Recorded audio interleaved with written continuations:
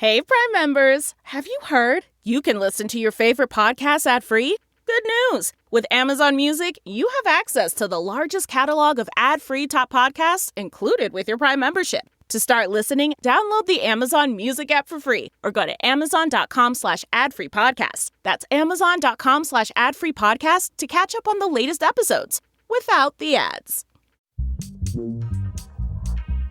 Grumpy Old Geeks, a weekly talk show hosted by Brian Schulmeister and Jason DeFilippo, discussing the finer points of what went wrong on the internet and who's to blame.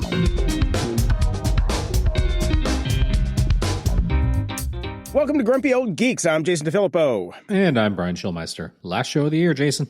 It is? Oh, Jesus, it is. Yes, it is. I have to make a new spreadsheet. Oh, shit. That's what I always hate about the end of the year. I have to roll everything over for what we do with the show. And I'm like, oh, man, I hate putting in all those dates because I can never remember the key command in Google Sheets. There's a really simple key command where you can create like 3 dates and then just do the command thing and drag it. Yes. What? Yeah, just drag it down. It fills in the rest of the year. Like I can never remember. It's faster to just fill them all in for all 52 shows or 50 shows, however the fuck many we do. It's early, Brian. I'm sorry I'm rambling. Let's get on to some follow-up. Okay. We've been following the Matt Mullenweg WordPress story for a while now, and it is turned absurd. Yes. A judge, basically last week, we talked about how the judge said, no, you got to give WP Engine their access back, and you've got to turn off that stupid checkbox on your website that when you log in says, I am not affiliated with WP Engine. So in typical kindergartner fashion, Matt changed the actual checkbox to say, instead of I am not affiliated with WP Engine, to pineapple is delicious on pizza. Well, okay, 2 things here, Jason. Yeah. Come on. I'm waiting here. Yeah. First, yes, I agree. I do like a good Hawaiian pizza every now and then. I wouldn't have it all the time, but every now and then, yeah, pizza. It's surprisingly delicious, isn't it? It is surprisingly delicious. So I would check that box, definitely. Yeah.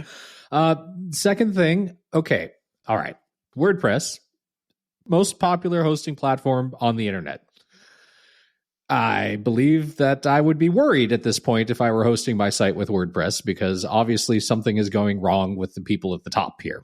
It's one thing if a company makes clever jokes all the time, and that's just kind of what they're known for. There are plenty of companies out there that do that. And Cards Against Humanity. Yeah, there is no cause for alarm when this sort of behavior is going on because it's what they do.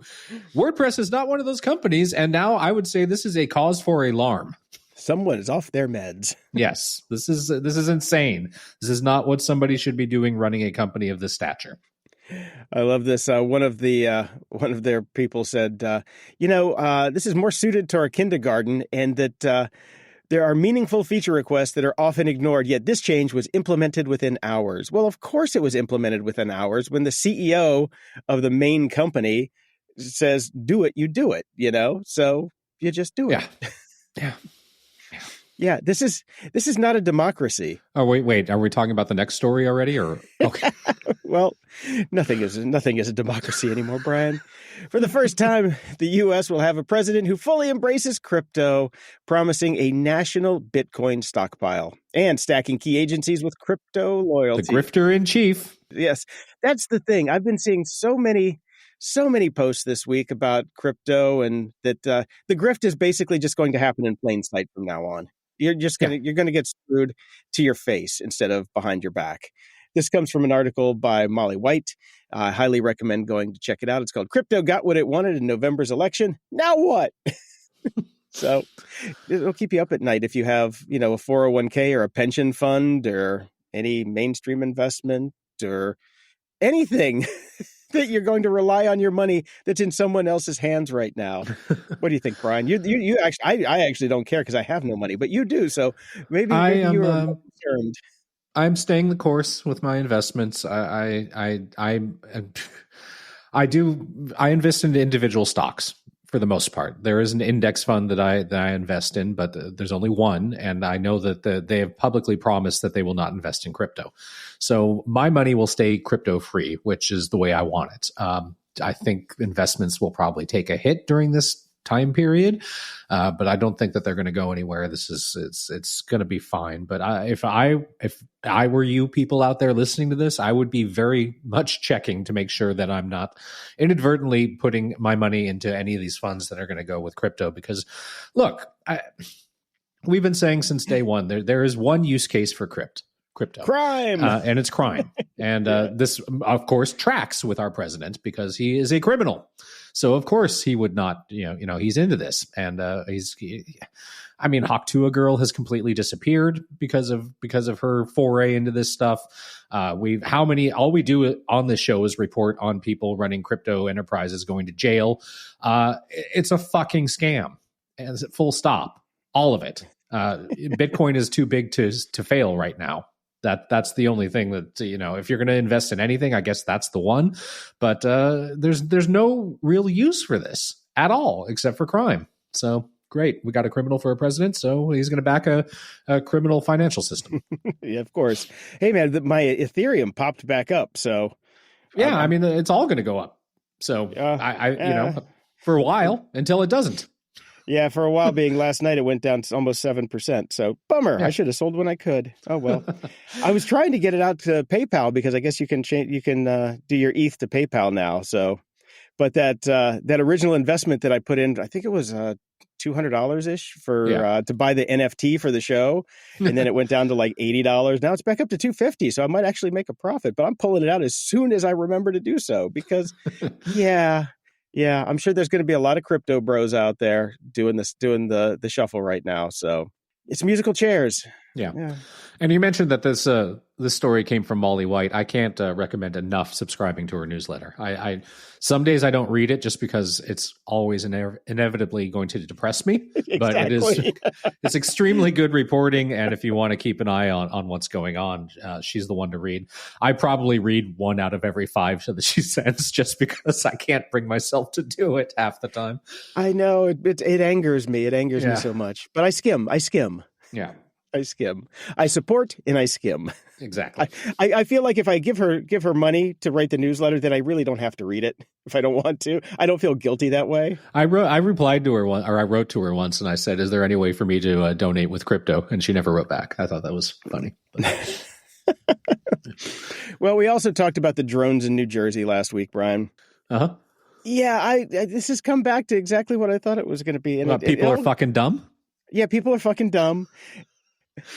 Crop circles for years, for decades almost. We were inundated with crop circles and specials. I think they wheeled out Leonard Nimoy about crop circles, and they had guys with Geiger counters and little dowsing rods in the middle of crop circles going, "Oh my God, look, the dowsing rods go this way and that way with the grain and all this other shit." And what did we find out, Jason? 2 dudes with some rope and a stick. Crop circles are people. Crop circles are people. That's right. So what are we finding out about drones? Drones They're are fucking planes.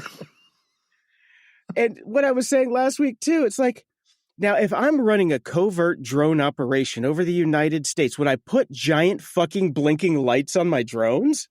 No. Fucking moron. And the one guy, it's like, that's Orion. You should have paid attention in fucking grade school, you moron. It's called a constellation. I can't say that. I can scratch that. No, you can't say that one. I got to pull that one back from the brink. Yeah, this is just crazy stuff, and the proliferation of stupidity is just being amplified by social media and the ease of tools. My Facebook Reels, whatever, which I never really even look at, is just flooded with what you can tell is completely like half AI generated, half somebody has a fucking copy of Adobe Premiere and just put a light in and a couple of effects and went, "Oh, look at this. This is the actual footage I took over New Jersey." No, fucking not. Stop it, people. One guy was like, "Look at this drone. Look, it's dropping it's dropping chemical weapons on us." And it was obviously a plane with a contrail. And I'm like, it's not a drone. But those people do think contrail is chemicals. That's true. That's true. It's funny you were mentioning crop circles and how we haven't heard about them for a long time. Whatever happened to quicksand? Oh, quicksand. That's My right. childhood was inundated with quicksand. Worries about quicksand. Quicksand was in every sitcom, every cartoon. That's right. You never see quicksand anymore. I know where we just saw quicksand. Season 2 of The Rings of Power. There was a quicksand scene. There was a quicksand scene. Maybe that's why it's in the back of my mind. Yeah, and they got swallowed by the ROUSs, if you think about it too. So, yeah, fucking crop circles. Next.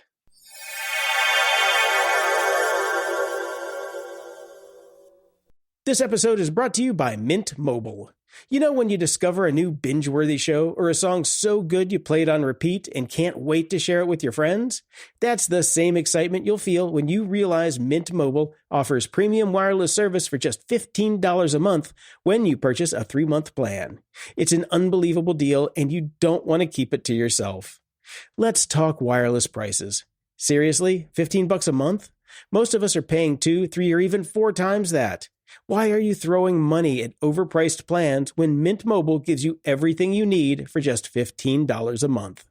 Look, friends don't let friends overpay for wireless. It's time to say bye-bye to that bloated bill and hello to premium wireless at a price that won't make you cringe.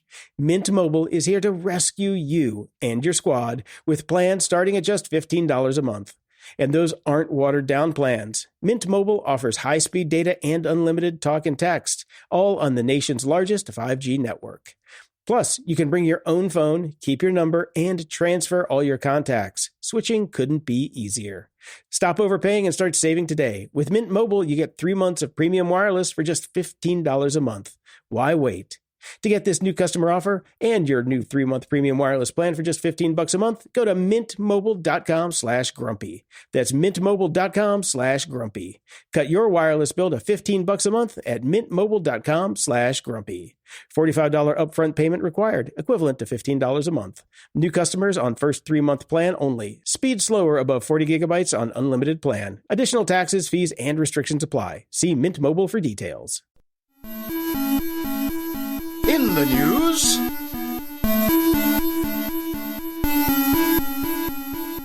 Well, we had a bit of breaking news yesterday. The U.S. Supreme Court has agreed to hear the TikTok ban appeal. So we'll see what happens. The court decided to take the case unusually quickly, only 2 days after the company filed its appeal, and oral arguments are scheduled for January 10th. They also agreed the same day that the CEO of TikTok had a trip to Mar-a-Lago. Interesting how that happened. Interesting how that happens. Told you the grift's in plain sight this time. It's. I'm not sure I'm going to be able to do this show for the next 4 years, Jason. I really am not. Brian, we're going to turn into one of those shows. That's all it's going to be. Okay. All right. We're going to be the woke Joe Rogan. Yeah, the anti-Rogan. All right. I'm not woke. I almost just... Well, I did pull myself back. You pulled yourself back, Jason. You've disappointed the MAGA hordes that listen to us. Well, the Gen Xers who were just thinking exactly like I am, but moving on. Okay, let's talk about another shit stain of a company, Character.ai, which is, we talked a little bit about them the other week because I can't remember why. Oh, well, the last one was Character.ai was telling a teenager his parents were garbage people for not letting him use his screens. And the one before that was a kid killed himself. Right. The story, the hits keep coming, Brian. What's the newest one? Well, this one is Futurism has published a story detailing how AI characters inspired by real-life school shooters have proliferated on the service, allowing users to ask them about the events and even role-play mass shootings. That's right. I love this technology. Isn't it great that an entire river is being destroyed so this can happen? No, Brian, they're building nuclear reactors for us. Well, I hope they blow themselves up. Some of the chatbots present school shooters like Eric Harris and Dylan Klebold as positive influences or helpful resources for people struggling with mental health. All right. Yeah, of course, there are people that are saying that there's no evidence that watching violent video games or movies causes people to become violent themselves. However, I would say that cosplaying as a fucking mass murderer and talking to it all the time is slightly different. But that's just me. Well, if it's research for a role, maybe, but you're not an actor that's going to be playing these people on the after school special. So no, probably not relevant. Yes, well, Futurism spoke with a psychologist who argued that the chatbots could be dangerous for someone who may already be having violent urges. Any kind of encouragement or even lack of intervention, or say, I don't know, cheering them on, may seem like some kind of tacit permission to go ahead and do it, said psychologist Peter Langman. Google, which has funded the startup to the tune of more than $2 billion, has tried deflecting any responsibility, saying that Character.ai is an independent company that just happens to be in debt to $2 billion to you. We're going to talk about that in a second. Yeah. And it does not use the startup's AI models in its own products. One user on Character.ai has created more than 20 chatbots almost entirely modeled after school shooters. The bots have logged more than 200,000 chats. So good times. Yes. And to follow on with that, people are now making AI versions of Luigi Mangione that call for slaying of more CEOs. That's right. So let's talk for a second about this Character.ai business, Brian, because it's coming up, and I went last night and I created a new account on Character.ai. So their age verification is a drop down. There's no age verification. Just like everywhere else. Yeah. Exactly. So zero age verification on anything. So now is there a checkbox that says you like Hawaiian pizza? Is that what you need to do to get through? No, there isn't. You do have to wear a Hawaiian shirt, though. Character.ai was established by Noam Shazir and Daniel De Freitas, who are both ex-Googlers. So they both come from Google, and they worked in the AI division in machine learning at Google. So in 2021, they went and started Character.ai, right? Okay. So then they get $43 million in seed funding, period. That's where they started. That's December 2021.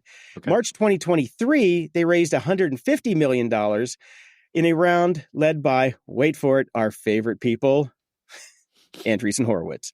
So shocking. Yep. So there's your base. There's your base code of evil right there. So that gives them $1 billion valuation right there. Right now, in August 2024, Google entered into a non-exclusive licensing agreement with Character.ai, acquiring the rights to its technology.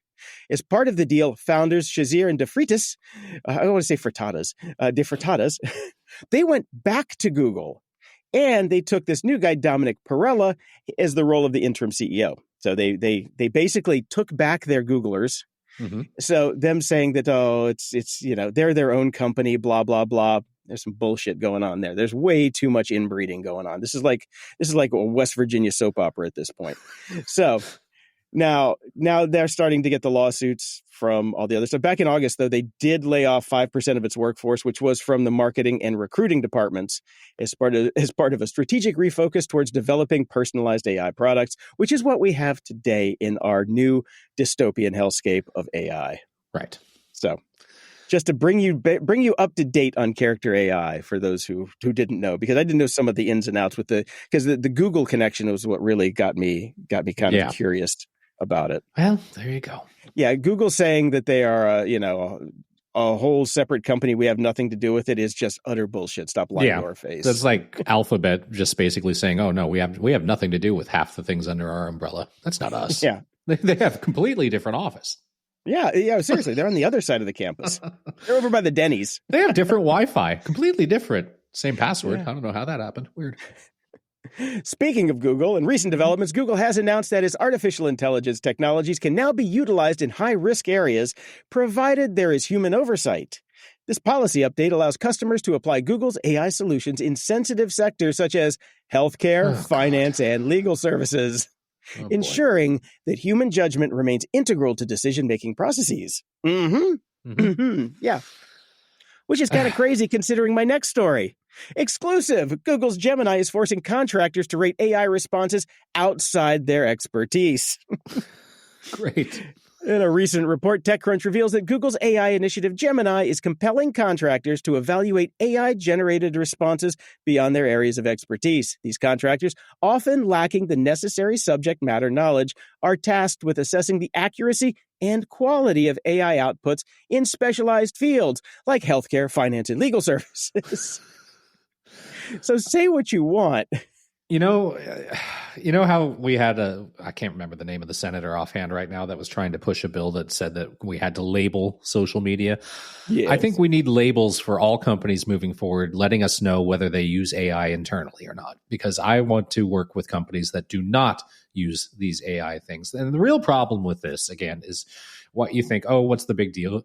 Google themselves have decided that you can now use these things for whatever you want. It's up to the individual companies. Surely the companies would not use this AI technology without testing and vetting it first. However, as we have learned from simply labeling something full self-drive when it isn't, the label seems to matter and people are dumb and they will just go do it anyway. So the real problem here is, of course, the CEOs of, say, I don't know, healthcare, finance, and legal service companies will go, oh, look, Google has obviously tested this deeply to go ahead and say we can now use it in these areas. So we can fire a bunch of people and start using this without testing it or vetting it or anything else because it had the label saying it is good to go. Yeah. Yeah. And by the way, the bloodbath in Silicon Valley is just unbelievable right now. Unbelievable. Yeah. Hundreds of thousands of people have lost their jobs because we are going to see so many pink slips over the next few years that it is going to be frightening. Somebody needs to start on UBI now because we're going to have an awful lot of have-nots in the world very soon. They're going to have to do something because, the class warfare that we talked about in the previous episode, heads will roll. Inching closer. Yeah. If the food isn't coming in, heads are going to roll. Yeah. 9 meals away from the total breakdown of society? Oh, yeah. Now let's get back to a little more fun AI news. Instagram's head, Adam Mosseri, has raised concerns about the increasing prevalence of AI-generated content on social media platforms. In a recent series of posts on Threads, which I'm amazed anybody could find because it's Threads, Mosseri advised users to exercise caution when viewing images online, noting that AI can create highly realistic yet deceptive content. So can influencers with a fucking iPhone. I'm sure that person was, Mm-hmm. Never mind. Well, again, I don't know how many people this is really affecting, and I would love to see the statistics on social media usage, but for everybody I know, it's way down. Like, we're done. Oh. Like, we were done when the influencers took over because, and the algorithms basically pushed their content over, friends. That the reason we were on social media to begin with. And now that AI is flooding over everything, I open up a feed on any of these sites now and it's practically useless. You don't believe anything either. And I'm watching TV and I'm like, it's kind of like a bad acid trip. I'm just like a flashback. It's like, is that real or is that AI? I can't tell sometimes anymore. And I can't, then it takes me out of whatever show I'm watching. And I'm like, this is not good. This is really fucking with our heads. Yep. It's really fucking with our heads. So Adam emphasized the importance of considering the source of information and suggested that social media platforms should label AI-generated content to help users assess its credibility. Right. Currently, meta platforms, including Instagram, lack the contextual tools Mosseri mentioned, even though he's the head of them. But upcoming changes to content rules are anticipated because we know rules are great and everybody follows rules. Mm-hmm. This initiative could potentially align Meta with user-led moderation systems already in place on platforms like X, Blue Sky, and YouTube. Okay, yeah, sure. Now, that dovetails nicely, Brian, into my next story, which I can't believe we're still covering this story because this is deja vu, like again and again and again. More than 100 former Facebook content moderators in Kenya have been diagnosed with severe PTSD, general anxiety disorder, and major depressive disorder. It's still going on, Brian. Yep. Of course it is. Yeah. It's basically from a company that Facebook and Meta was outsourcing to called SamaSource Kenya.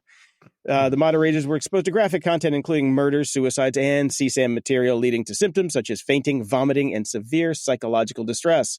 The lawsuit highlights the human cost of social media moderation, often outsourced to workers in developing countries.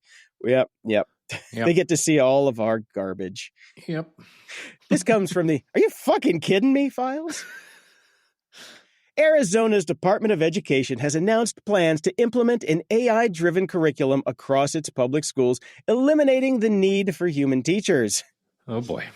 The initiative aims to enhance educational efficiency and consistency by utilizing advanced artificial intelligence to deliver personalized instruction to students statewide. What could fucking go wrong?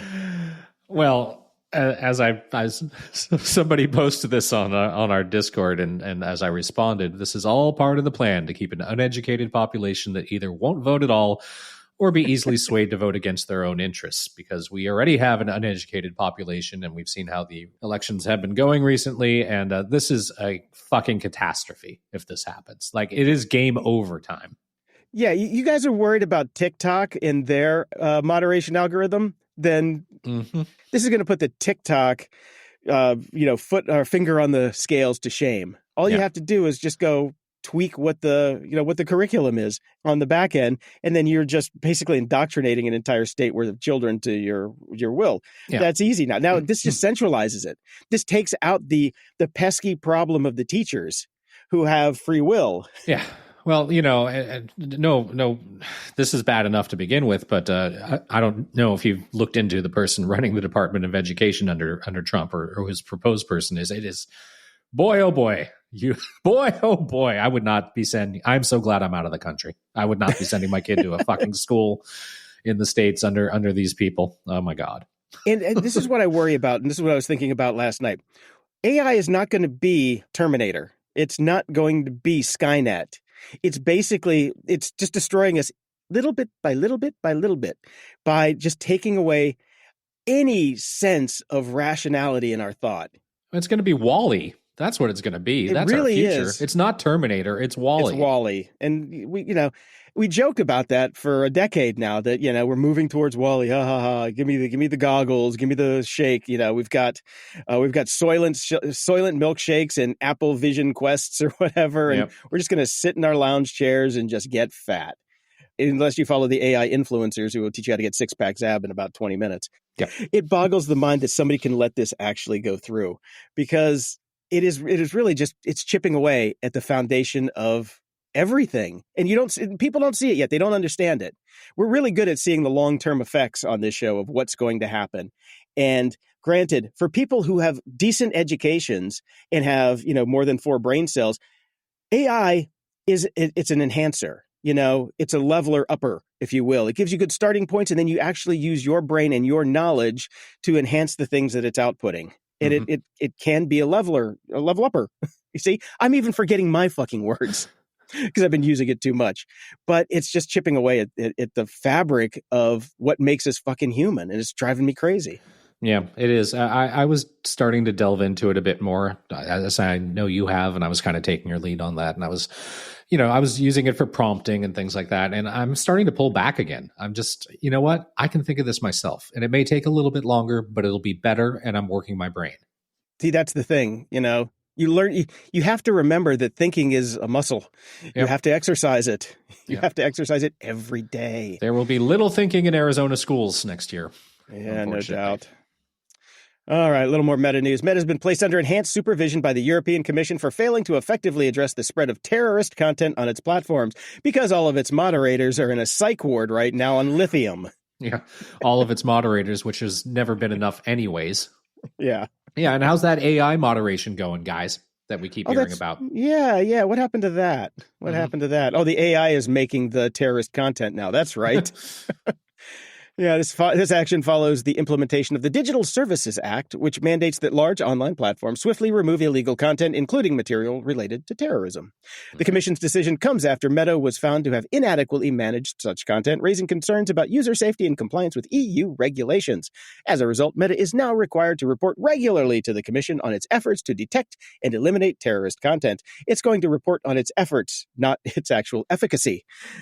Non-compliance with the DSA can lead to substantial fines, up to 6% of a company's global annual turnover. This move underscores the EU's commitment to enforcing stricter regulations on tech giants to ensure a safer online environment for all users. EU is Don Quixote. They are tilting at that windmill, baby. Yes, their entire report consists of, we're trying. Sancho, my sword! Microsoft has announced plans to eliminate passwords for over 1 billion users, declaring the password era is ending. Oh, great. It is if you don't give us a choice. Yeah. Passkeys, baby. Microsoft is moving to passkeys. Oh, God, I hate passkeys, but it looks like that's what we're going to have to do. So I started this week moving a bunch of stuff over to passkeys. Yeah, it works great until my phone can't connect to my laptop via Bluetooth because somebody turned the microwave on. Yeah, exactly. Yeah. Oh, you know what we didn't discuss about the AI teachers in Arizona? What happens when the power goes out because all the air conditioners are running because Arizona is the hottest place on Earth because of global warming, because of the AI that is trying to teach the kids that the dinosaurs and Jesus live together at the same time? I don't know what's going to happen then, Brian. Well, you used to have the East Coast can have snow days. They're going to have heat days. I know. They've already burned all the books, so I don't know how they're going to actually read anything when the power's out. Okay, guess back to the mines, kids. Back to the mines.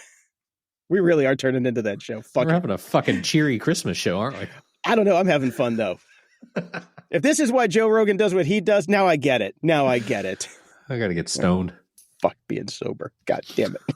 Why'd I do this to myself? You wanted to have that limited brain capacity for your AI generation, Jason. I know. I have to have a few cells left for prompt engineering, Brian. Oh, God. Moving on. Meta, the parent company of Facebook, has been fined 251 million euros by the European Union's Data Protection Commission for a 2018 data breach that compromised 29 million user accounts, including 3 million in Europe. All right, so that money's going to go down to the millions of users whose accounts were breached? No, of course it's not. It's going back into the coffers of the EU. Moving on, Brian, we're running late. The stench of Cambridge Analytica is still hovering over Meta as they just agreed to pay 311,000 Australian users, 50 million Australian dollars over the scandal. All right, moving on. That's all we need to talk about there. In a move to enhance pricing transparency, the Federal Trade Commission has enacted a new rule requiring hotels, vacation rental platforms, and live event ticket sellers to disclose all mandatory fees up front. Okay, so we all adjust our pricing and make it higher. Boom, done, fixed. That's why free shipping is not free shipping. Yes. So, same thing. Yes, and thank you, Lena Khan, for passing that on to the users. Yes, thank you. That's great. It's going to be awesome. Mm-hmm. So everything just goes up and fine. Okay. Grubhub has agreed to pay $25 million to settle charges from the FTC and the Illinois Attorney General. Last month, the food delivery startup Wonder bought Grubhub for 1/10 of what it was worth during the pandemic. Under the proposed settlement, Grubhub has to make changes to remedy the problems. The requirements read like a stop doing that list, one per charge. This includes notifying customers of full delivery costs, being honest with drivers about pay, and listing restaurants only with their consent. The FTC says Grubhub, to appear more robust than it was, added as many as 325,000 unaffiliated restaurants to the platform without permission since at least 2019, and there are reports that they made up some of these restaurants as well. The company also allegedly added junk fees after advertising to customers that they'd pay a low-cost flat fee for deliveries. The FTC said Grubhub labeled them as service fees or small order fees, but they were simply deliver fees under another name. The agency quotes a former Grubhub executive as calling it a pricing shell game. The FTC has also accused the company of blocking customers' accounts with large gift card balances, leaving them no way to use those gift cards. The agency said diners who complained to the company either weren't told their accounts were blocked or weren't given any meaningful way to contest the ban. They have denied all of this, but they're settling it simply to put the matter behind us and move forward. Okay. Wow. I had no idea Grubhub was that evil. They all are, Jason. They all are. And speaking of evil, Elon Musk and SpaceX are under 3 federal reviews from 3 different U.S. military departments. Keep in mind, this fucker has high... I don't understand the world anymore, Jason. I know. How can he have access? Okay, anyways, for allegedly failing to comply with reporting protocols, the New York Times reported that Musk and his private aerospace company have repeatedly disregarded requirements to disclose trips and meetings with foreign leaders, including Russian President Vladimir Putin. The 3 reviews of Musk and SpaceX suspected activity were opened by the Defense Department's Office of Inspector General, the Air Force, and the Pentagon's Office of the Undersecretary of Defense for Intelligence and Security. But I'm sure it's going to be great that he's running Doge and has the president's ear for now. The Air Force also reportedly finally denied Musk's request for high-level security access because of concerns over potential security risks if he were allowed to handle certain pieces of classified information. But he does have top security clearance at SpaceX that allows him to view certain pieces of classified material, such as information on the U.S.'s advanced military technology. He's required to disclose certain details about his personal life and travel habits to the Defense Department, but he fucking doesn't. Yeah. There.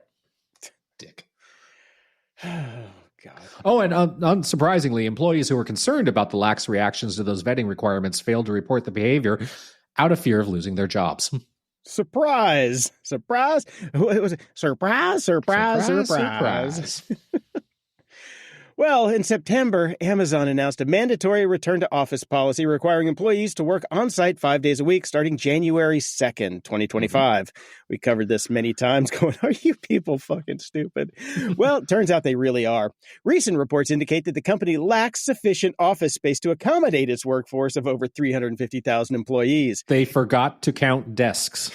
They used the 6-finger AI and it came up too many. As a result, return to office dates have been delayed in at least 7 cities, including Phoenix, Austin, Dallas, Atlanta, Houston, Nashville, and New York City. In some locations, such as Dallas, adequate office space may not be available until March or April, and in New York City until May.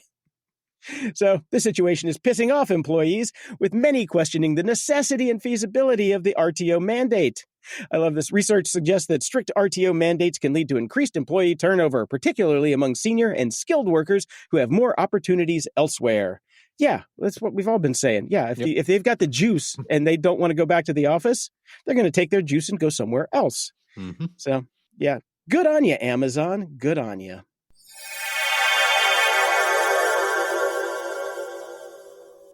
This episode is brought to you by 1Password Extended Access Management. Imagine your company's security like the quad of a college campus. There are nice brick paths between the buildings. Those are the company-owned devices, IT-approved apps, and managed employee identities.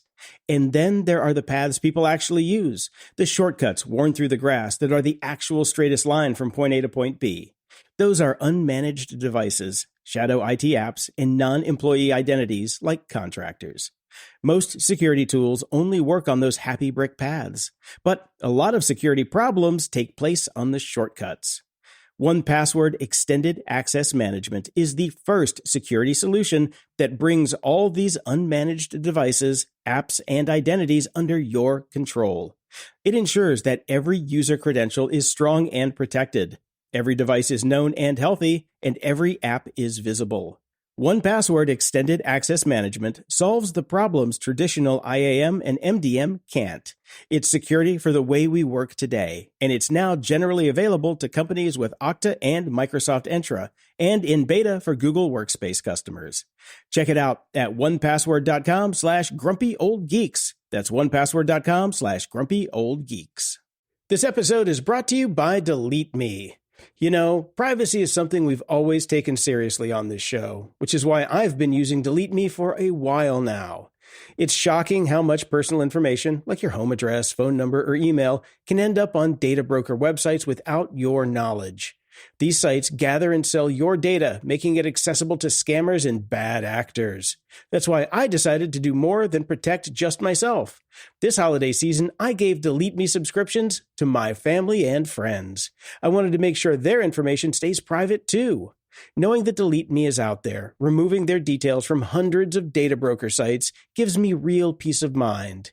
I don't have to worry about their information being exposed or spending hours trying to deal with it myself. Because let's be real, when we go home for the holidays, we are the ones who have to deal with it. Delete Me takes care of the hard work for you. They track down your data, remove it from hundreds of those obnoxious data broker sites, and keep it off. It's a simple and effective way to protect yourself and your loved ones from unnecessary risks. So this holiday season, give your loved ones the gift of privacy and peace of mind with Delete Me. Now at a special discount for our listeners. Today, get 20% off your Delete Me plan when you go to joindeleteme.com/GOG and use promo code GOG at checkout. The only way to get 20% off is to go to joindeleteme.com/GOG and enter code GOG at checkout. That's joindeleteme.com/GOG, code GOG. Make this the year you protect what matters most, your privacy and your loved ones.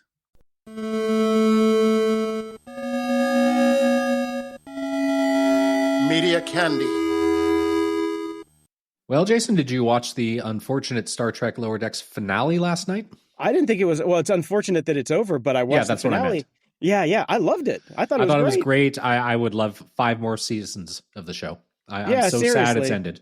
Yeah. I think episode 9 was better than the finale, but I thought the finale put a nice bow on everything. I thought it did one nice. Yeah. I'm going to miss that show. I really am. Yeah, when it ended, I actually got so sad. I put on I didn't put this in the show notes, but I went in and put on your favorite Star Trek show. I started watching Deep Space Nine because Paramount has it all. I don't know if you've watched a stream of Deep Space Nine on Paramount yet, Jason. But is it really bad? It's like somebody found an old VHS. Yeah, it's that bad. I'm like, how could it be that bad? Yeah, there's a whole documentary about how it can be that bad. It's ridiculous. It's unwatchable. That's the downside of it. Yeah. I think actually, if you maybe go to Sweden and pick up, there are copies that are better than the actual ones that they run on Paramount Plus, which is really sad. Because Next Generation looks way better. They remastered Next Gen. Oh, that's right. They need to remaster. They're not going to remaster DS9 because of they lost all the files for the effects. They literally have to remake all the effects from scratch. So, God. Yeah. Okay. And Dune Prophecy is rolling along. We've complained a couple times about how short seasons are, but they're really fucking jacking us with this one. 6 episodes. That's a season. I saw the thing. It said season finale on Sunday. I'm like, already? It's just getting started. I know. Oh my God. Yeah.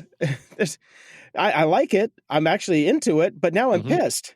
Yeah. Now I'm pissed. I'm like, come on, guys, 6. And it's going to be like 2 years before we get another 6 episodes.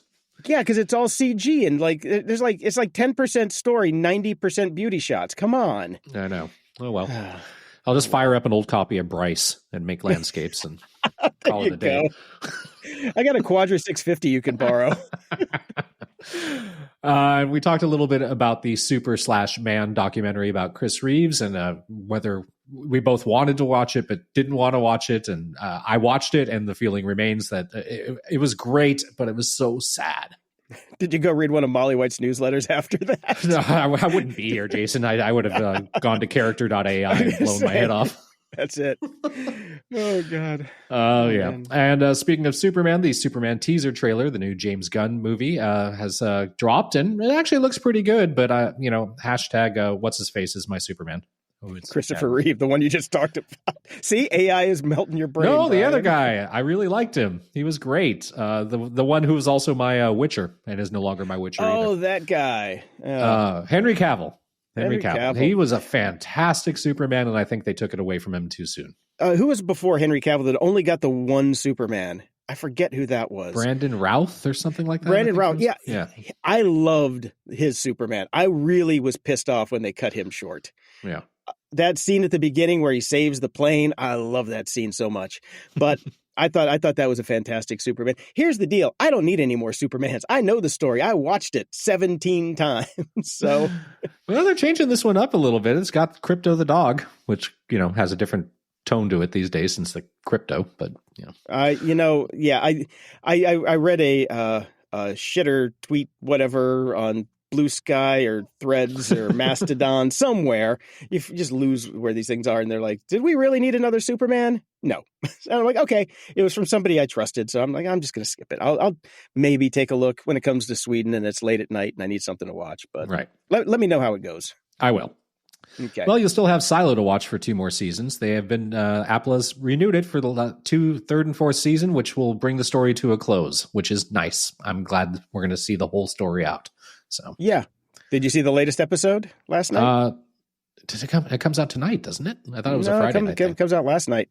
Well, I was watching the other stuff. So yeah, I watched it last night. I really think I want to binge this show. I'm going to wait for.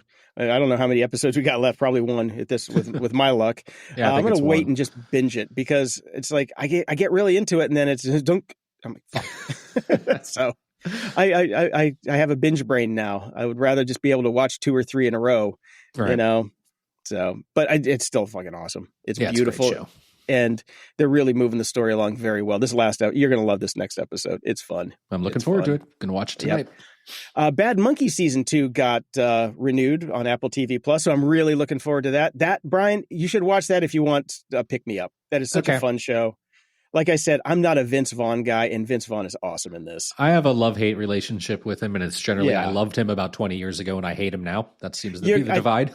I think he'll come back around. It's a really good show. He's really funny in it because I got the same thing, So Yeah, Bad Monkey over the holidays would probably be a good pick-me-up. It's a fun show. All right. And I watched Jamie Foxx, What Happened Was, his new special on Netflix. And it's very fitting. It was kind of hard to watch because Jamie Foxx had a stroke. He had a hemorrhagic stroke, much worse than mine. And mine sucked. Yesterday was actually the 3-year anniversary of my stroke. And 3 years ago today, I was in the ER with them trying to figure out what the hell was wrong with me. Yep. Jamie Foxx has a lot of money and he got much better care. So he was dancing on stage within the year. I'm 3 years in and I still walk in circles and bounce off walls sometimes. That tells you what the healthcare situation is like for Jamie Foxx versus little old me. Yeah. But it was really good. It was really good. I really enjoyed it. Like I said, a little bit of PTSD in there, but God damn, are his impressions amazing. He can do anybody. I've never been a huge Jamie Foxx fan, but I admit that guy's got some talent. That guy's really got talent. And a shout out to all my other stroke survivors out there. Hang in there. It does get better. Slowly, very fucking slowly, but it does get better. So. All right. I had mentioned recently that I had switched over from Spotify to Apple Music on all of our devices around the house just because I was starting to get annoyed with just everything about Spotify. Everything. Daniel Ek on down. Now I'm so happy I did because this report has come out and it's just mind-bogglingly like how the fuck I'm so depressed, Jason. This show was just depressing the hell out of me. Anyways, according to a detailed new report from Liz Perry from Harper's Magazine, Spotify is supplementing playlists with ghost artists as a means of decreasing the amount of royalties to pay and increasing overall profit margins. Known as perfect fit content, or PFC, not as tasty as KFC, this practice allegedly primarily impacts playlists in genres like jazz, classical, ambient, and lo-fi hip-hop. This was introduced to Spotify editors in 2017 and is reportedly designed as a way to prioritize profitability, basically saying by partnering with a web of production companies who create music, many of which are located outside of the US, it appears that Spotify has successfully increased the percentage of total streams towards music that is cheaper for the platform to host. Fewer royalties are paid out to real artists, while payments go to the PFC partners. The PFC partners create music to be shared under hundreds of artist profiles, many of whom are completely empty and generate inconclusive searches upon further inspection because they don't fucking exist. They're making up artist names. They're pumping out production music. They're filling all their playlists with it, and now they don't have to pay real artists. Isn't that great? Yeah, that is... Because, a lot of people just throw on a playlist and just let it play throughout the day. And that's that. So, yeah. And, another, this is just the evil hat going on. What they could actually do is they know how many artists are under that 1,000, 1,000 stream payout. They could just shuffle those in and out until they get to like 800, say. Yep. Time to pull that one. Yeah. You're welcome, Spotify. Where's my billions? This report included insights from former Spotify staff, such as playlist editors, who explained that many employees didn't initially know where the music was coming from. The internal attitude became, if the metrics went up, then let's just keep replacing them more and more, because if the user doesn't notice, then it's fine. But not everybody at Spotify was on board with the program. Many of the playlist editors, whom Spotify had touted in the press as music lovers with encyclopedic knowledge, are uninterested in participating in the scheme, the report details. So the company started to bring on editors who seemingly were less bothered by that, and of course now are being replaced by AI-generated playlists. Exactly. Which are being seeded with PFC content. Mm-hmm. They have repeatedly denied allegations of creating music in-house, just like the other companies said that we don't have anything. Character AI and Google, they're not part of us. We're not creating music in-house. We just basically are the 100% company that's buying music from this one place. Nobody else is, just Spotify. So, but they're not the same company. So, yeah. I remember when I first became a contractor, my accountant drilled into my head that you absolutely have to make sure that no more than 45% of your income comes from one client. But I guarantee you these PFC partners are getting 100% of their income from Spotify. Mm-hmm. Yep. Because everybody else may have, Tidal maybe doesn't have that many morals, but hey, I'm sure Apple's okay. Oh, man. Well, Apple doesn't care. It's a loss leader for them. Yeah, and the great thing about Apple Music is, like, I'm telling people I know right now, it's like, if you're promoting your song, promote your Apple streams first, not Spotify. Apple pays you more. Come on. Yep. I got 2 podcasts to listen to over the break too, Brian. First one is Hysterical. It actually won Podcast of the Year from Apple. I think it's put up by Wondery. Fantastic, 7 episodes. Once you listen to this, it might make the whole drone in New Jersey thing make a hell of a lot more sense, because it does talk about mass hysteria and all sorts of other things. It is a fantastically well-researched, well-produced, funny show. Hysterical is not about being funny, but it is quite hysterical in some parts. So highly recommend that one. 7 parts, easy breezy. Another one I found is a podcast called Our Fake History. And I love it. It basically just debunks all of the shit that we think happened in history that actually didn't. At least landing not on the moon, that sort of thing. No. I think the one that I listened to first was basically the Guy Fawkes legend and the 5th of November, because they released, it was a 2-parter that they released like on the 5th of November, and the gunpowder plot. It was really good. It was really good. It's a fun show. It's kind of like Dan Carlin, but like the reverse. Dan Carlin tells you about what really happened in real history, and this guy tells you about what really didn't happen in real history. So nice. But it's a good show. It's a really good show. I think you'd like it. Ups and doodads. Brian, guess what the most downloaded app in the U.S. was last year? No idea. Temu. Oh, okay. The cheap Amazon. The cheap Amazon. And that's, of course it's the most downloaded app, because where do you think Elon bought our next president from? So that's where he got it from. It's perfect. He does look like a Temu president. He does. Yes, believe it or not. Since its launch in 2022, Temu has experienced rapid growth. No shit. The thing is, I know everybody that's used Temu once. I've used it once. Everybody I know has used it once, because it is just garbage. It's basically what they're doing is they're taking all the garbage we send to them, putting it in a box, taking a picture of it, and sending it back to us. Yeah. I bought a puzzle bowl for my dog. It was like one of those dog feeders that has a little puzzle thing in it. Mm-hmm. And when it came, it was kind of like that scene in Spinal Tap where they revealed Stonehenge. It was supposed to be like 10 inches, and I think it was 10 centimeters. It was so tiny. I think it came in an envelope instead of a box. Don't use Temu, people. Don't use Temu. No, don't. Save your money. Save your money. Well, a survey by a website called SellCell, SELLCELL, see what they did there, which is a site that has a blog covering gadget trends.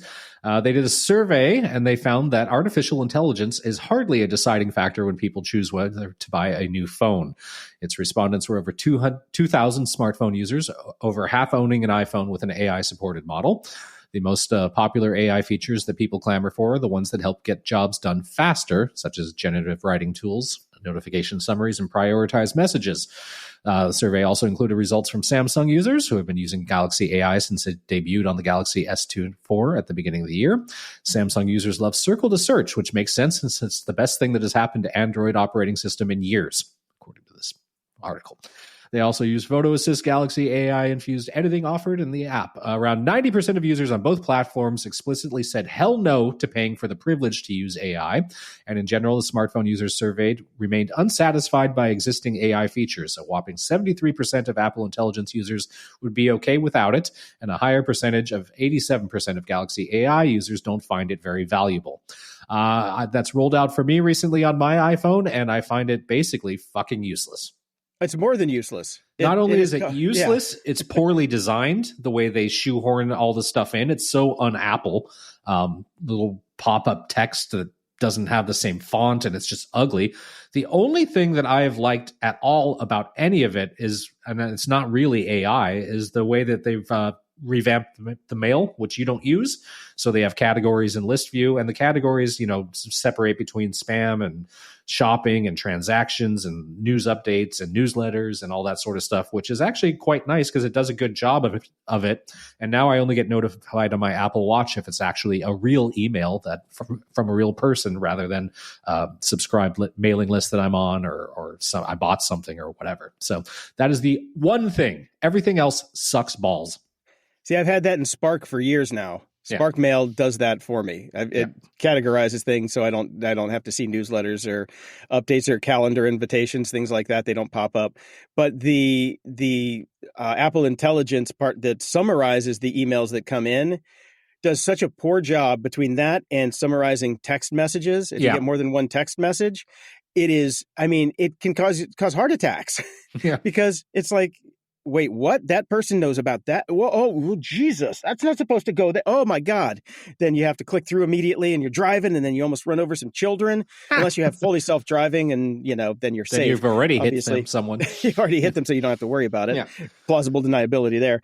But no, I find it absolutely useless. The only thing that I like now is that the Siri and the Chat GPT integration actually works fairly well. Yeah. Because Siri sucks. So I just ask Chat GPT. It's better. Trust me. I'm not going to like what you have to say, Siri. Yeah. I'm actually just going through and I'm turning off almost all the AI stuff. I'd turn them all off. After the first couple heart attacks, I turned it all off. And I got a Sonos app update. They fixed their company yet? No, it actually has gotten worse. Oh, great. There was a time when they were on the roller coaster, you're going up the hill, tick, click, click, click, click, click, click. Oh, we're at the top. Oh, it sucks again. I'm waiting to hit the next one where we go back up for a little bit. It has gotten so slow again. It was starting to speed up a little, but now it's gotten so slow that, you think it's broken. That, even we've got a couple of different devices that can access our Sonos system in the house. All of them are slow. It's faster to actually walk over to the unit and pause it by pressing the button than it actually is to actually open the app to hit pause. It's so bad. It is so bad. So, fuck you, Sonos.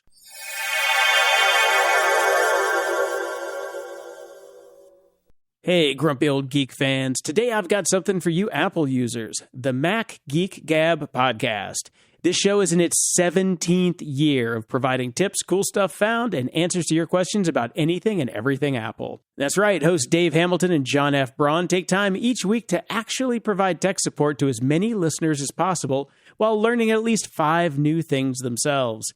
The great part is that they always make sure each answer has actionable tips with easy instructions for listeners too. For example, if you press and hold the mute button during a call on your iPhone, it will put that call on hold. And you can turn on Do Not Disturb on your iPhone by swiping down into the control center and simply tapping that little moon icon in the focus section. If you have an iPhone, a Mac, an iPad, an Apple Watch, an Apple TV, or are simply a technology enthusiast, you're going to love learning more about your technology with your 2 new favorite geeks over at Mac Geek Gab. Get your questions answered and have some fun along the way. Visit MacGeekGab.com or search for Mac Geek Gab on Apple Podcasts, YouTube, Spotify, or wherever you get your podcasts. Don't get caught without having Mac Geek Gab in your rotation. At the library. God damn you, Schulmeister! What'd I do now? I finally started to read the Peter Codron books. And? I got Ezekiel. That was the first one. I read that one. It's really fucking good. Yeah, I know, right? And the thing is, they're all fucking totally different. Yeah. And they're good. I'm gonna stick to my guns by reading other stuff in between because, this might be my new Discworld, I guess. You got me into it. He's a solid, good writer at the end of the day. He's a good writer. I read a lot of shitter sci-fi, and I've talked about it a lot on this show. And a lot of it is good idea, kind of crappy writing. This is good idea, good writing, consistently. That's what hooked me. I'm like, okay, is this going to be just just junk, but with stuck on one idea? And I'm like, oh. I have been really surprised by how good this is and how hooked I get. It's half the reason I was kind of late getting into the studio this morning and had to actually caffeinate was I was up late listening to the book, and it's really good. I'm like, I can't wait to get to the second half to see what happens. Yeah, So- yeah. I mean, there's a reason I've been plowing through them, man. In fact, I just finished another one, Feedback by Peter Cowdron, because this is just basically the Peter Cowdron segment at this point. Yeah. So, and it was good too. This one was not one of my favorites, so I wouldn't recommend starting with it. It's still good. It's just not one of my favorites. It took me a while to get into this one, but again, by the end, I was cooking and going, okay, what's going to happen? What's going to happen? This is great. Yeah. And I have to give a shout out to him, the author of the First Contact series. He's up to 29 books now with Love, Sex, and the Alien Apocalypse just released. And he reached out to us with a sneak peek over on, I believe, Twitter. And he responded to us and said, without giving too much away, here's what I'm working on at the moment. This will be the 30th book in the First Contact series, Minotaur. And he sent the album artwork, the book art for it. Oh, very cool. Very cool. So really loving the books, and I'm glad I got you hooked on them now. They're a fun read. I know some people in our Discord are reading through them now too. Yeah, I don't know if that was the right one to start with, but you said this, since they're all standalone, it kind of doesn't really matter. It really doesn't matter what you start with. You just pick one. Yeah, this was the one that was in my library on Audible, so I just grabbed it and started going. And it's well read and it's well written and it's fun. It's like wow, yeah. Because I had to drive to downtown LA yesterday, which is, dude, it is so dystopian now. I had to go down to the fashion district, and I forgot how bad LA smells because I'm like out in the suburbs where I can smell trees and, the air is relatively clean. I mean, for LA, it's still, there's a cancer warning by every day when you walk out the door. So your mileage may vary, but at least in downtown LA, there's a cancer warning and it smells like pee. I'm like, oh, I forgot how cities smell. And just the homeless problem. And, it was nasty. I couldn't wait to get out of there. But, whew. But at least you had a good book. But it was perfect for listening to this stuck on the 101 for 2 hours. It was great. The Dark Side. Ha! With Dave. Welcome to The Dark Side with Dave. Podcast superhost Dave Bittner decodes all things cyber on the Cyberwire every day. Exposes deception with Joe Kerrigan and Maria Varmus on hacking. Oh, you changed it. Varmazis. You changed this on me. You're not allowed to do that. Well, and yet I did. Oh, you bastard. And Maria Varmazis on hacking humans dives deep into privacy. Dives deep into privacy with you broke Jason, Dave. It did break me. Breaks down industrial cybersecurity on Control Loop and even brings the laughs on only malware in the building. Dave, what have you done to me? Oh, how fragile we are! How fragile we are! Oh man, Jason sometimes changes the outro, and I if I don't notice it, we're fucked. It's just it takes me like an hour. What it feels like. Oh god. Oh, turnabout's fair play. Oh jeez. Oh, so you guys want to talk about some Star Wars shit? Of course. Sure. Go for it. Has there ever been a more okay? Has there ever been a more rhetorical question? Yes. I am still enjoying Skeleton Crew. It is I am suspending my disbelief and just going along for the ride, and it's fun. Just fun. Yeah. I mean, if I wanted to do what the internet does and be popular, I could start shit posting the show, but you know what? It's okay. And I'm just enjoying it for what it is, and that's fine. Yeah.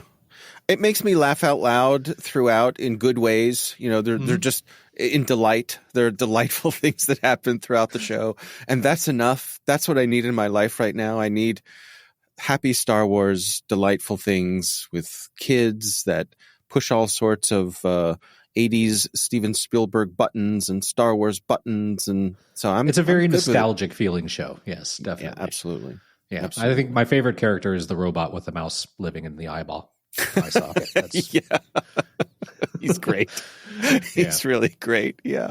And I'm still holding on to my headcanon that this is actually a prequel for Captain EO. I did a deep dive on that and I read through it, and it is compelling. Yeah. So there you go. Nerd. That's right. Okay, we got a note from Neil here. Just a quick note for Dave regarding the ham radio, quote, community. I am a ham and have been since 1976, first license in Oz. I am 63 now, so I fit the demographic, but I am not an old fuddy-duddy, and I know exactly the issue Dave has seen online. I think anybody that uses the term fuddy-duddy is a fuddy-duddy by default. Self-selecting sample. I am a techie, so I am more interested in experimenting than chatting, and there is one place online where the techie cool kids hang out, and of course, it isn't run from the USA. Please ask Dave to look at the online amateur radio community. It's for anyone in the world and is a large community on Discord and is carefully split up into interests. It's a real club, by the way, with a constitution and all. Keep up the good work. Unfortunately, Dave lost his Discord password about 3 years ago, and Yeah. that was that. Yeah. Yep. No, seriously, that's where I am right now. I was excited about this. I thought to myself, this is great. I was very thankful for Neil to sending this in. And then I saw the word Discord and I'm crestfallen. And if you will see, I pasted in a little screenshot from my attempt to follow the link that Neil sent. And it says, whoops, unable to accept invite. And then below it, there's a button that says accept invite. And if I press that button, I get a screen that says, whoops, unable to accept invite. And there's a button underneath that says accept invite. So I'm in an endless Discord loop. And the question is, will this be the thing that makes me hunker down and figure out how to get into Discord once and for all? Can't you just make a new username and just start over? Well, if that's I want too it to be simple. Easy, sure. I mean, do we not remember the light with the solar panels? Yes, exactly. Yeah, I mean, I guess that's the way security system. Yes. That's the way you would do it, but where's the fun in that? Yeah. So I the same way I gave up on my solar powered dream, I may just bite the bullet and to make a new abandon the account that you never used in the first place. That's right. I never had access to Discord, so it's not like I'm missing anything. But it's literally been years that I've been locked out of Discord. Yeah. Since if you just track back to when we started our Discord channel, that's right. Pretty much you made 2 posts and then you were gone. That was it. Bye, Dave. Hi, Dave. Bye, Dave. Yeah. Yeah. All People right. still talk to you like you're there, but we're like, no, that's not. He's Is not that here. right? Yeah. Aww, every now and then somebody will sad. like tag you and write something. Oh. We don't have the heart to tell them that you're just not there. Yeah. All right. Well, maybe over the holiday break, I'll hunker down and try to see if I can do something with this. So Stay tuned. And thank you, Neil, for sending this in. I will say I had a revelation in the past couple days because I have been digging deep. Embiggening. Yeah. I speak words for living. I've been digging deep into the amateur radio thing, and I've been learning all about antennas and all this kind of stuff. And I'm studying for the next level of my license, and that's going well. And I had the revelation just this week that the feeling I'm having with this hobby is very much the feeling I had when I was playing with old 8-bit computers. And I don't know if you guys remember, probably a couple months ago now, I was pining away for that feeling. Yeah, right? There you go. And so I've made the connection that this same sort of thing of poking around and trying to learn things and find, and how can I make this work? And, if I buy this part and I connect it to here and I've used an alligator clip and connect this to this, maybe this will work. Like all of that playful experimentation is a big option in the amateur radio community, and I'm digging it. So I'm having fun. I'm feeling good about it, and we'll see where it takes me. Of course, I'm going to get a nasty gram from my homeowners association eventually. It is inevitable, but so be it. Following up, we have Inept Expert on Blue Sky who says, listening to episode 676, the idea of Dave starting a group Awoo by Howling on Ham sent me. Let Dave know there are plenty of communities to tune into, and he sent us a link to Ham Furs. Okay, so I just had this vision of Dave sitting in a furry suit with his ham radio, while his family is downstairs sipping on some eggnog, enjoying Christmas. Right. Around the tree. There's a handwritten note on the bedroom door that says, "Do not enter," with a paw print signature. Yeah. Yeah. I guess I shouldn't have been surprised that this exists. I'm a little surprised that this exists because I wouldn't have thought that the age Venn group, diagram would cross over. particularly the age group of ham radio enthusiasts and furries. I would think there's a very small overlap there, but it seems an overlap there is. Yeah. I looked at this page and good on them. Thing is, when you're on the radio, nobody can tell you're a furry. So I guess maybe your voice gets muffled behind the mask. I was about to say, there's probably a few ways. Yeah. But I'm not saying I'm going to follow up on this, but I'm also not saying I'm not. So all right. There we go. Thank you, Inept Expert, for opening my eyes to the possibilities. I appreciate it. Excellent. And Greg wrote in saying you were wondering when Skeleton Crew took place in the Star Wars timeline. The Radio Times provides a helpful guide. It says it takes place in 11 ABY, which is after the Battle of Yavin. For context, The Mandalorian is 9 to 11 ABY, and Ahsoka is 11 ABY. So we've got a lot of ABYs. Okay. Interesting. And I saw this article, since we spent a lot of time discussing the basics in life, like shaving and shitting, etc. This seemed like a good fit for us here. Men in the U.S. are peeing incorrectly, according to a urologist, and the TLDR on this is sit the fuck down. Yeah. Mm-hmm. I read this. Thoughts? Ironically, I read this while sitting down and peeing. Oh, okay. Well, it's been reinforced. You were doing the right thing. Yeah. God, I can't believe I'm sharing this. I generally do not sit to pee unless I'm sitting to do something else. So I would never just have to pee, go in, sit down to pee, because I don't have time for that. And however, I will say that this article points out that it is better for folks who have enlarged prostates, which I do. So peeing takes longer than it used to. In fact, one of the things I'm very envious of my 18-year-old son, he'll go in the bathroom and close the door and, I hear him peeing and it's like 5 seconds. He's done. I mean, it's like a waterfall. And I'm like, oh, well, those were the days, But amen, brother. Amen. Yeah. I mean, it's in the grand scheme of things, of life's nuisances, it's really not a big deal. But I suppose if this makes it easier or faster or something like that, maybe it's worth looking into. But there's some statistics here I want to share really quick. In the U.S., just 10% of men said they always sat down to pee when they needed to pee only, while 31% said they never sit down and 17% said they rarely do. Younger men were more inclined than older men to say that they sat down to pee and less inclined to say that they never sit down to urinate. And I like this one. In Germany, where most men said they peed sitting down most or every time, YouGov notes that there is a mocking term, the Sitzpinkler, literally meaning someone who sits down to pee. Oh. Of course there is. It's a German word for everything. There really is. Sitzpinkler is a good one. Sitzpinkler. May I suggest that for your new Discord name, Dave? Yeah, Sitzpinkler. I'm going to write that down. Sitzpinkler.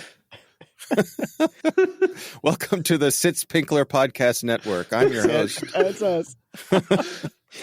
Oh, change it in the intro so I can get flubbed next time, too.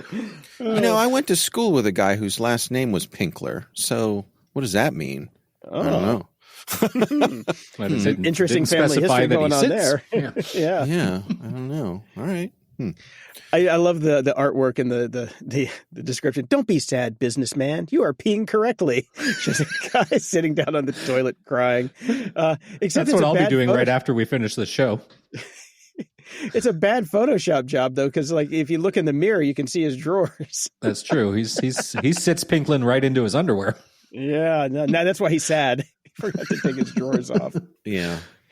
Yeah, I puzzles me too. I mean, I guess there is kind of a machismo thing that, I guess because women sit when they pee, that if you are a man and you sit when you pee, therefore you are a woman, like Yeah, you know, guess. so that sort of I don't know. silliness. So, and I guess it also has to do with the marking your territory component of standing and peeing or writing your name in the snow, that sort of thing. I've come to start doing it at home. Probably just Writing your because- name in the snow. Well, that too. He's in I Canada. can today, but sitting down to pee, and to some degree, it's the only place.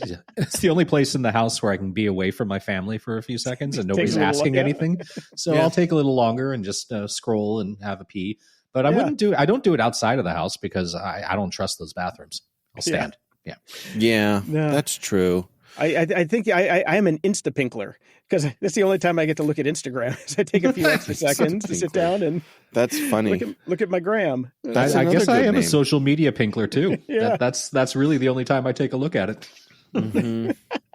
We have an issue in my family where if we are on our way out the door somewhere and my wife is not as much of a stickler as I am for being on time to things. That was I heard a certain note in the way that was said that perhaps this has caused problems in the past. A note of resignation in my voice, perhaps. But occasionally we'll be on our way out the door, already running a little bit late, and my lovely bride will say to me, "Oh, before we go, I'm just going to pop in the bathroom real quick." And I'm like, "Hand me your phone." She's like, "What? Hand me your phone." Why? Because we are in a hurry, and if you take your phone in there, it's going to be 20 minutes. No, it's not. Yes, it is. So it's real. I don't know how. I mean, I guess we read the side of like toothpaste tubes and stuff before there were phones. Oh yeah, totally. Yeah. I put something in here about this is a research paper, a serious research paper studied published in a serious research publication. This is published in Neuroscience of Consciousness, and it's about the psychological implications of Big Brother's gaze. Mm-hmm. So we've talked a lot on here over the years about the panopticon and the effect it has on folks. And here's some data, actual data. People behave differently when they know they're being watched. It seems as though they're more on alert, they're more on edge, they respond to incoming stimuli faster than the people who are not being surveilled. Hmm. And so the question is, what's the long-term effect on us with our mental health? And since we're basically being surveilled 24/7 everywhere. Yep. Right. So I thought this was an interesting little bit of work and reinforcement for something we've been. They should have gone and asked Jenny Cam what the long-term effects were, because she was the first one on there being watched 24/7, and I'm sure it didn't do. I'm sure well there's for a her. lot of therapy after she quit doing that. Mm-hmm. Yeah, it's just so interesting that everything that we end up studying from a technological perspective that we've introduced into our lives tends to be bad. There's yet to be a survey going, oh my God, if you get on social media, your life is better. No. It's true. And yet I feel as though in the 80s when we were growing up, there was a tremendous amount of techno-optimism. Yeah. Like we really believed that things were going to get better. Work Well, days we had were the going to be shorter. Walkman, you know? Right. The Walkman was it, which was, I guess, at the beginning of turning us away from community and also looking everything inward. has been the term of the year. Everything has been shitified. Mm-hmm. That's the problem. The Walkman was great. Then Greed we had is the the CD. problem. That was great. Then the iPod, the original ones, they were great. Now I fucking hate listening to music on my phone. It's difficult unless you do streaming, and then you're pissed off because the artists aren't getting paid. And just keep going. Right. Bring back cassettes in the boombox. I'd love a dancing. boombox. Yeah. Just inviting friends over to listen to the latest album. You know, Yeah, hey, I everything's just got the new- solitary now. Yeah. Mm-hmm. That's Yeah. why I was saying the Walkman is a wonderful bit of technology, but that was kind of the beginning of the end, you know, for socialization. Yeah. Merry Christmas. So related to all that, there's a Good YouTube. episode. Yeah. And end your year on a dark note. That's how we like to do it.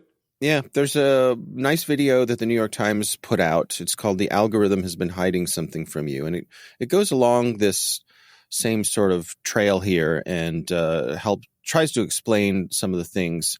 And really, this is about the sameness of everything. And I think they're really on to something here. Particularly, I notice even just in the past few months how much worse my Facebook feed has gotten. Yeah.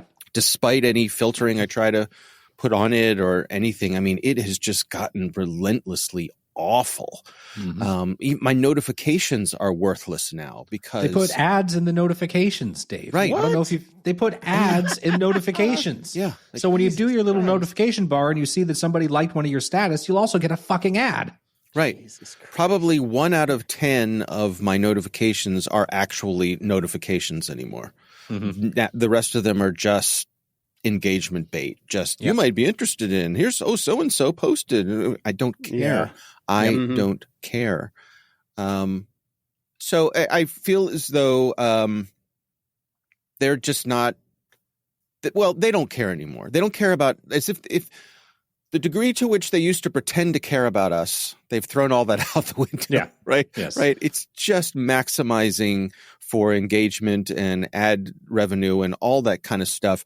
Sometimes I wonder if they're just buying their time to try to get to whatever they think the next thing is. You know, for a while, Meta thought it was going to be the metaverse, and that didn't go anywhere. And we'll see if it's going to be AI. And but it's just depressing and sad and sort of crushes your spirit. Yep. Again, Merry Christmas. Yeah, Merry Christmas. I did like this. This was a good video, though. I did enjoy it. Yeah. Yeah, it's only a couple minutes long, and it's worth a watch to reinforce the fact that no, you're not crazy. This stuff has been getting worse. It all does look alike, but it also has some ideas for trying to break out of that bubble. Yeah. Yeah, I like the potential solution section here. You know, it's engage with private communities or decentralized platforms like the Fediverse. Mm-hmm. I'm still liking Blue Sky right now, but I kind of went back to Mastodon to kind of check over there, and it's way more interesting than any of the big brands for sure. Mm-hmm. Diversify media consumption with newsletters and podcasts. Yes, I can endorse absolutely. that. Yeah, absolutely. Yep. Yeah. I'm finding. I mean, most of my stuff comes from newsletters nowadays. Even the mainstream news that I have on my news reader, I skip most of it. Yeah, a big part of my excuse for Facebook for so long was I was always getting news stories because I followed different things, and I don't anymore because Facebook doesn't serve it to me. It just serves me junk. So yeah. Yeah. I love newsletters. I don't care what anybody says. Newsletters are awesome. You know. There you go. And reduce reliance on social media. Duh. Yeah. I do like the advocate for better algorithmic amplification of creative content. Good fucking luck. Good luck. Yeah. Yeah. Yeah.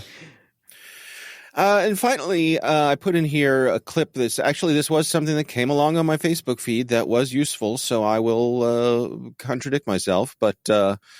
You all probably remember Anna Gasteyer. She was on Saturday Night Live for several years. I do, and I hadn't seen her for probably 2 decades, so it was a bit of a shock, but people age. Yeah, they do. Because I only had her in my mind from Saturday Night Live. Yeah. So she went on. She's had a good career on the stage. She had a run in the Broadway production of Wicked.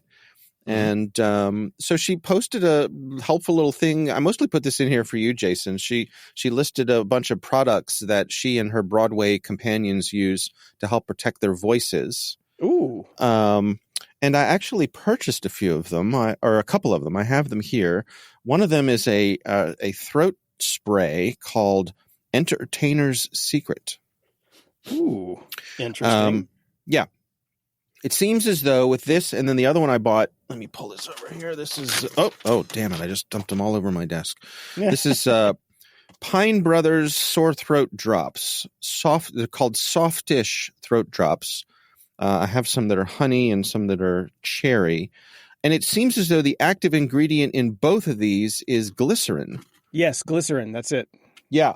Which is makes total sense, like as a lubricant for your vocal cords. But I can't say that I ever messed around with glycerin in my voice. And so I've been playing with these, and they do seem effective and helpful.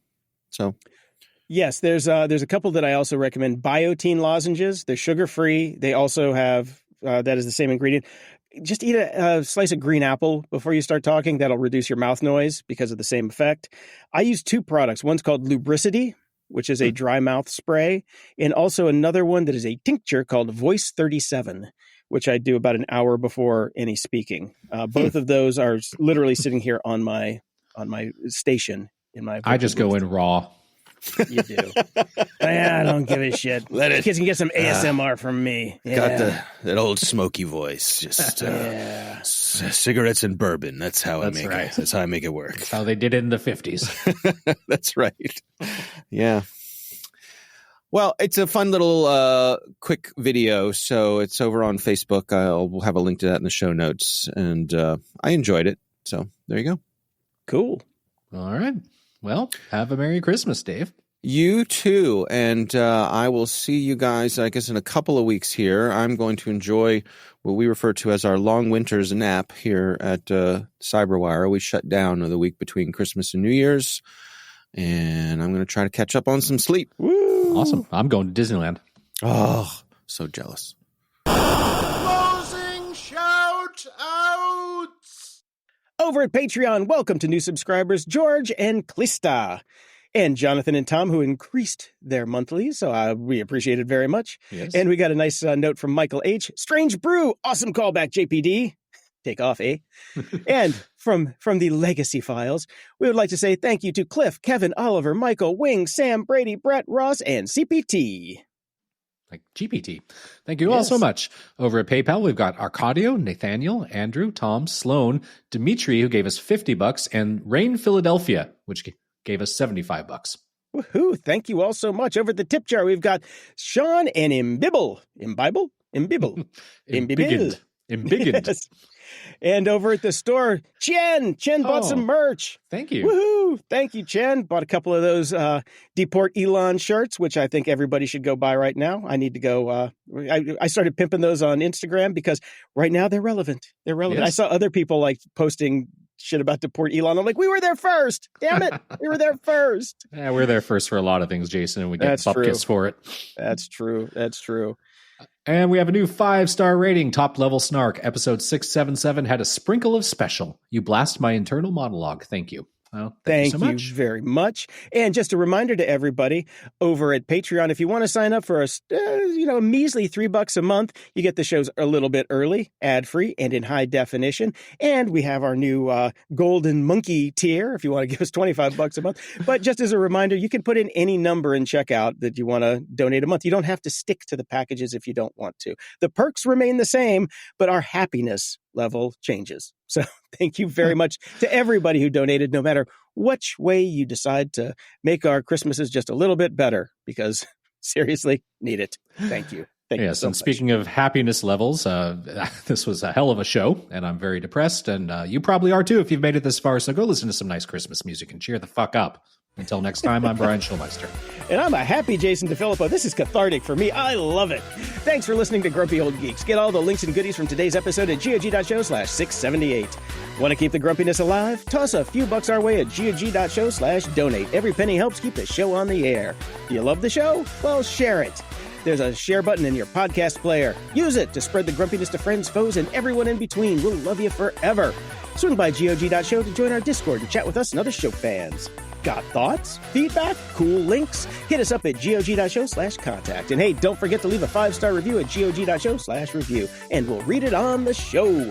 Oh, and guess what? We've got merch. Snag your grumpy gear now at shop.gog.show. #DeportElon. Stay grumpy.